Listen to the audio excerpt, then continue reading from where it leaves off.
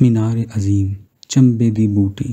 اس روز سارا دن میرا وجود مرد قدیم سے یوں بھرا رہا جیسے انار دانوں سے بھرا ہوتا ہے، جدھر بھی نگاہ اٹھاتا انہیں روبرو پاتا۔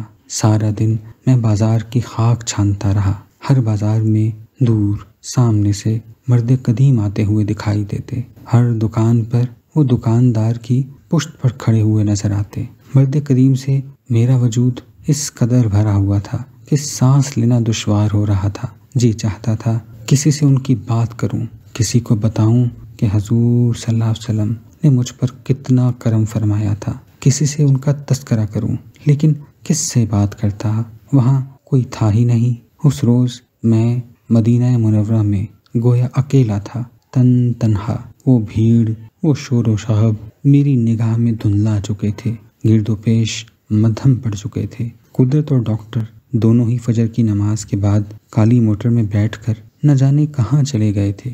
جاتے ہوئے انہوں نے کہا تھا کہ ہم ایک ضروری کام کے لیے جدہ جا رہے ہیں، شام تک واپس لوٹ آئیں گے۔ پتہ نہیں انہیں جدہ میں کیا کام تھا۔ میں نے بہتیاب پوچھنے کی کوشش کی، لیکن قدرت کی گم سم شخصیت سے بات عوض کر لینا ممکن نہیں۔ پوچھو تو جواب تو وہ دے دیتے ہیں، لیکن اس جواب سے بات کھلتی نہیں بلکہ الجھ جاتی ہے۔ شام کے وقت جب قدرت واپس آئے تو وہ بہت خوش نظر آ رہے تھے۔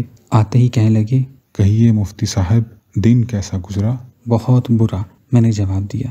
سارا دن مرد قدیم کی نظر ہو گیا۔ سارا دن نہ انہوں نے کچھ دیکھنے دیا، نہ سوچنے دیا، نہ محسوس کرنے دیا۔ ابھی ہم مرد قدیم کے متعلق باتیں کر رہے تھے کہ مدینہ کی پاکستان ڈسپنسری کے ڈاکٹر آ گئے۔ کہنے لگے، آج پھر مسجد نبوی صلی اللہ علیہ وسلم رات کو خصوصی طور پر کھلے گی، اگر آپ چاہیں تو زیارت اور عبادت کے لیے تشریف لے چلیں۔ آج کس کے لیے کھلے گی؟ ڈاکٹر عفت نے پوچھا۔ کل تو مراکو شاہ کے لیے کھلی تھی، آج پاکستانی علماء کے وفد کے لیے کھلے گی، انہوں نے جواب دیا۔